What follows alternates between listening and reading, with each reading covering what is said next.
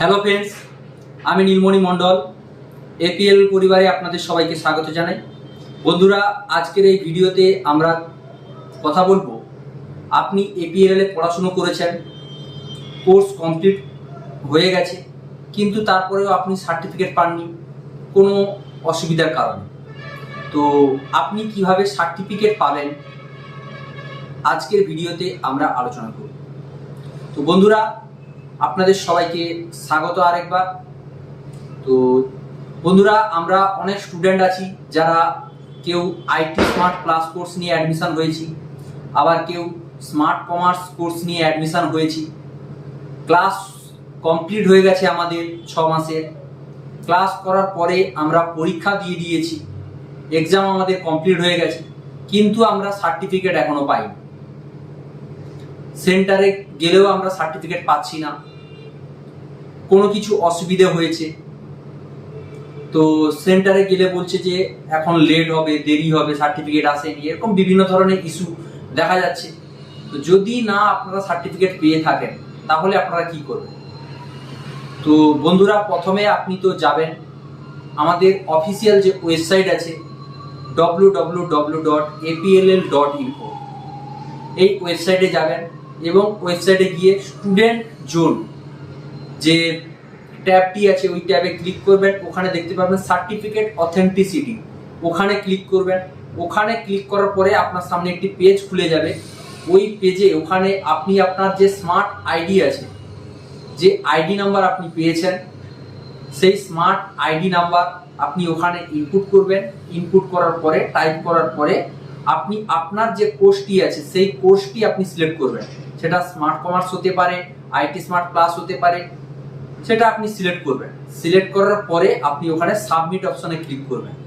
Click করলে যদি আপনার কাছে ডিটেলস চলে আসে সার্টিফিকেটে, যে আপনার নামে সার্টিফিকেট ইস্যু হয়ে গেছে, সার্টিফিকেট ইস্যু হয়ে গেছে, আপনার নাম দেখাবে, আপনার কোর্সের নাম দেখাবে, আপনার আইডি নাম্বার দেখাবে, এবং যে সার্টিফিকেট ইস্যু হয়েছে সেটা কবে ইস্যু হয়েছে ডেট দেখাবে, এবং আপনার সার্টিফিকেটের নাম্বারও ওখানে দেখাবে।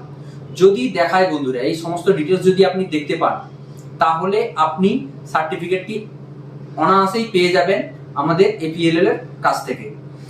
আর যদি বন্ধুরা ওখানে দেখায় যে আপনার কোনো কিছু ডিটেলস দেখাচ্ছে না, ওখানে বলছে, মেসেজ দেখাচ্ছে যে আপনি সেন্টারে যোগাযোগ করুন বা আমাদের কাস্টমার কেয়ারে যোগাযোগ করুন, নাম্বার দিয়ে দিয়েছে ওখানে, এরকম যদি দেখায় তাহলে বন্ধুরা এখনো কম্পিউটার সেন্টার, যে সেন্টারে আপনি পড়াশুনো করেছেন, ক্লাস করেছেন, পরীক্ষা দিয়েছেন, সেই সেন্টার থেকে এখনো রেজাল্ট পাঠায়নি এপিএল এর হেড অফিসে, যার জন্য এটা দেখাচ্ছে। আপনি ইমিডিয়েট আপনার বাড়ির পাশে যে সেন্টার আছে যেখানে আপনি পড়াশুনো করেছেন সেই সেন্টারে গিয়ে আপনি যোগাযোগ করুন এবং বলুন যে আমার এখনো আমি সার্টিফিকেট পাইনি, পরীক্ষা দিয়ে দিয়েছি, অনেক দিন হয়ে গেল, কিন্তু এপিএল এর ওয়েবসাইটে গিয়েও দেখলাম যে সেখানে বলছে যোগাযোগ করতে, নাম্বার দিয়েছে, কেয়ারের সঙ্গে যোগাযোগ করতে বলেছে। তো আপনারা দেখুন কিভাবে আমি তাড়াতাড়ি সার্টিফিকেট পাবো। তো বন্ধুরা, যাদের ডিটেলস দেখাচ্ছে অথচ সার্টিফিকেট পাইনি তারা কি করবে? তো তাদের জন্য বন্ধুরা আমি ডেসক্রিপশনের লিঙ্ক দিয়ে দেবো, মোবাইল নাম্বার দিয়ে দেবো। আমাদের territory head mister Bipin Kumar Roy, ওনার নাম্বার দিয়ে দেবো, মোবাইল নাম্বার, এবং এপিএল এর হেড অফিসের নাম্বারও আমি দিয়ে দেবো ওখানে ডেসক্রিপশানে। তো আপনারা কি করবেন, ওই নাম্বারে যোগাযোগ করবেন। যোগাযোগ করার পরে যেটা হচ্ছে, আপনাকে যেটা করতে হবে, আপনাকে 300 টাকার একটা ডিমান্ড ড্রাফট বানাতে হবে। 300 টাকার একটা ডিমান্ড ড্রাফট বানাতে হবে এপিএল এর নামে। সেটা কিভাবে বানাবেন তার একটা ভিডিও আমি আপলোড করে দেবো, ঠিক আছে? তো সেইভাবে আপনি ডকুমেন্টসগুলো রেডি করবেন।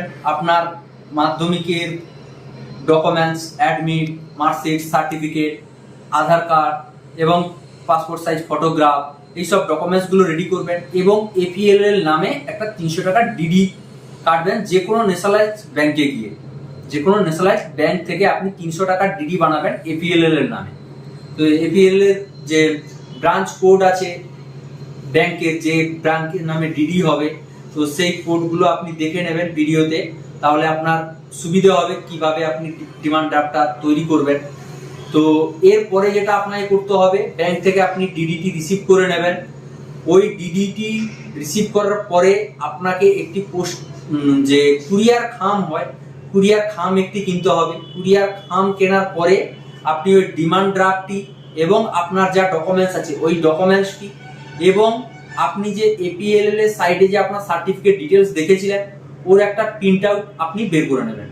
টোটাল এই সমস্ত কাগজপত্র আপনাকে রেডি করে ওই কুরিয়ার খামের মধ্যে ভরে আপনার বাড়ির পাশে যেখানে ডিটিডিসি কুরিয়ার আছে, ডিটিডিসি কুরিয়ার সার্ভিস, এই কুরিয়ার সার্ভিসের মাধ্যমে আপনি এপিএলএল এর অ্যাড্রেসের নামে, এপিএলএল এর যে হেড অফিস সেই হেড অফিসের নামে, ব্যাঙ্গালোর হেড অফিসের নামে আপনাকে কি করতে হবে, কুরিয়ার করতে হবে।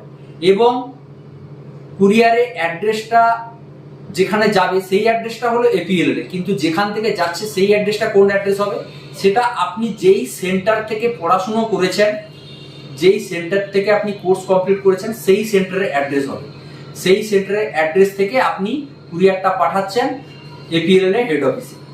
তো এটা কমপ্লিট করার পরে আপনি যখন কুরিয়ার সার্ভিস সেন্টারে গিয়ে ওখানে যখন আপনি জমা করবেন ডকুমেন্টসগুলো, আপনাকে ওনারা একটা ডকেট নাম্বার দেবে, ট্র্যাকিং আইডি দেবে, একটা রিসিপ্ট কপি দেবে। ওই রিসিপ্ট কপিটা আপনি রাখবেন। কুরিয়ার করতে বিভিন্ন জায়গা থেকে বিভিন্ন রকম খরচ পড়ে, তো যেখানে যেরকম পড়বে সেটা আপনারা পেড করে কুরিয়ারটি করে দেবেন। কুরিয়ার করে দেওয়ার পর ওই যে রিসিপ্ট কপিটি আপনি পাবেন, ওই রিসিপ্ট কপিতে ট্র্যাকিং আইডি থাকবে।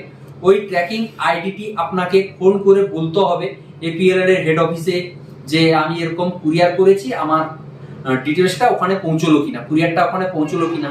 কিংবা আপনি আমাদের যে টেরিটরি হেড আছে মিস্টার বিপিন কুমার রয় স্যার, ওনাকেও ফোন করে আপনি ডিটেলসটা দিতে পারেন, হোয়াটসঅ্যাপ করতে পারেন ওনাকে, উনি আপনাকে বলে দেবে আপনার সার্টিফিকেটের কি স্থিতি আছে। তো টোটাল এই প্রসেস কমপ্লিট করার পরে এপিএলএল থেকে আপনি ম্যাক্সিমাম 15 দিন থেকে 1 মাসের মধ্যে আপনি সার্টিফিকেট পেয়ে যাবেন। এইভাবে আপনি যদি কোর্স কমপ্লিট হওয়ার পরে, পরীক্ষা দেওয়ার পরে সার্টিফিকেট না পেয়ে থাকেন, তাহলে বন্ধুরা এইভাবে আপনি সার্টিফিকেটটি পেতে পারেন। তো বন্ধুরা, আপনাদেরকে পুরো প্রসেস আমি বলে দিলাম কিভাবে আপনি সার্টিফিকেট পাবেন। তো সবাই ভালো থাকুন, সুস্থ থাকুন এবং এপিএলএল পরিবারের সঙ্গে যুক্ত থাকুন। Thank you, all the best.